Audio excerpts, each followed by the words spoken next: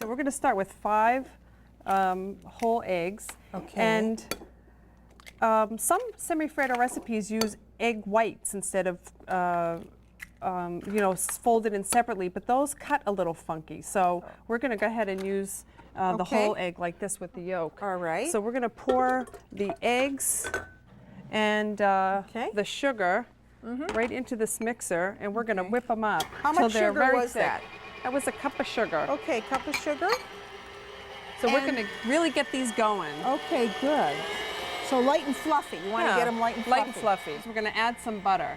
Oh. And unsalted butter is better for this instead of salted butter, so you don't get that extra zip to it. And then we're going to add some lemon juice. Now you could use lime juice, or you can use lime juice and lemon juice. And you could use it with zest or without the zest if you like it a little zippier. Zingy, yes. But I like it. It's really zippy. That's a lot of lemon juice. Yeah, it is. So it's nice by itself. Oh, that's going to be really lemony. So when does the butter go in? So I'm going to add the butter slowly. In a slow stream. Okay. And then we'll take it in slowly, emulsify. Yeah.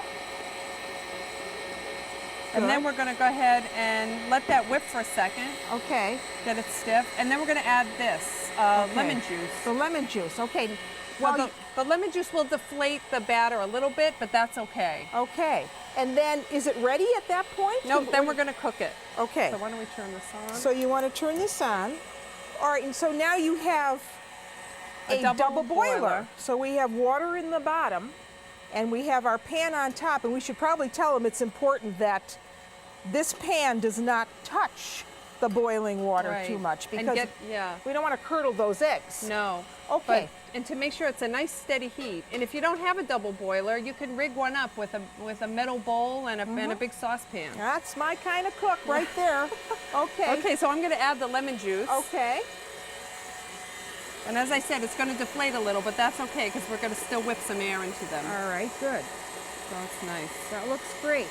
So how's that doing? It's doing pretty good. I think I'm going to go ahead and put it on the heat. Okay, good. And I'm going to turn this up so it gets a nice steady heat. And with the whisk, I'm just going to make sure that I whisk the entire surface of the custard, because some people they'll be whisking and they'll just get this middle surface, but you want to get the entire surface. And every once in a while, go into the pot with the rubber spatula and clean up around the edges, because that's where the whisk doesn't reach.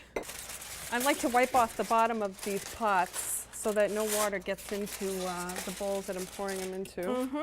Wow, that looks beautiful. Yeah. Nice and smooth. It's almost like a lemon curd, but it's a little thinner. Wow, that looks great. We have a base already chilled. Yep. So that one we have to chill. And so we're going to finish it. Okay. And what I did here was I put some plastic wrap right on top of the curd, and that keeps the skin from forming. Right. You could do this one the night before and it won't take very long, and the next day you could just whip the cream and fold it in. Okay, so great. we have the cream whipped to soft peaks, because if the cream is too hard, it will take forever to fold into the lemon base, and then you would actually end up folding in lots and lots of air, and it would become too heavy, or in the case of mousse, it wouldn't have any body left. So I'd use the round part of the spatula, and I put it down into the middle, and I turn the bowl. That way I get the bottoms and the side, and then I'm turning the bowl, and then I give it the sweep, like a Zamboni. Okay, now you want to tell them about that? So I have a loaf pan that I've lined with plastic, and that'll make it easier to release it. Okay. And then I'm just going to do the old plop and spread method here. I'm going to put this in, being careful not to get the plastic wrap. We're not going to panic if there's, I'm going to show you a little technique. See, when I do this, what I'm doing is I'm actually trying to get rid of any holes that might be in there. Good. Okay, so we have that full. And with my little offset spatula, this is a nice tool to have. And I'm just going to go ahead and give it another whirl. So, nice and flat, no holes. No holes. Looks beautiful.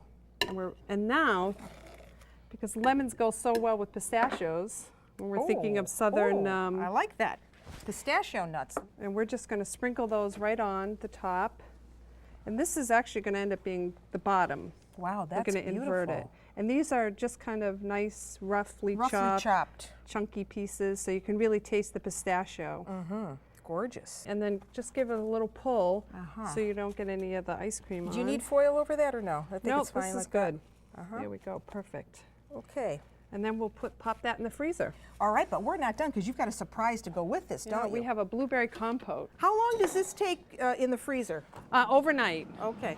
So what I'm going to do first is I'm just going to dissolve the cornstarch Okay. here. You want to whisk? Sure. Okay. Because cornstarch dissolves in cold liquid, it reacts in heat. Absolutely. So you do all of this Yeah. off the heat. Little lemon juice for a little zip. Some brown sugar. Yeah, softened. Yeah. Okay. And then my favorite spice for anything is a vanilla bean. They should go in everything. And I Yeah. like to use the whole bean, so I split it lengthwise, open it up, see how you open it? That's where the seed is. Yeah. So we're going to do two things. We're going to go right down the side with that Okay. and that. I got it. Now with this, you can, I'm going to throw it in here because I like because the flavor of the bean is in that. Right. There's a lot of flavor there, so we don't want to And then lose you it. can reuse that. When you take it out, Yeah. you can dry it and put it in your sugar bowl. Yeah. And you'll have vanilla flavored sugar. Or my friend just taught me, dry it and then grind it in your spice grinder and use it instead of extract. Oh, that's a great That's idea really too. good. Okay. So now I'm going to put this on the something heat. new. Okay. And I'm going to let this, And you're going to cook that I'm going to down. cook it down. So how long is this going to cook down? This is probably going to take about 5 minutes, 5 maybe 10 minutes, because we want the blueberries to really plump up and But we don't want them to cook. be mushy. mushy. No.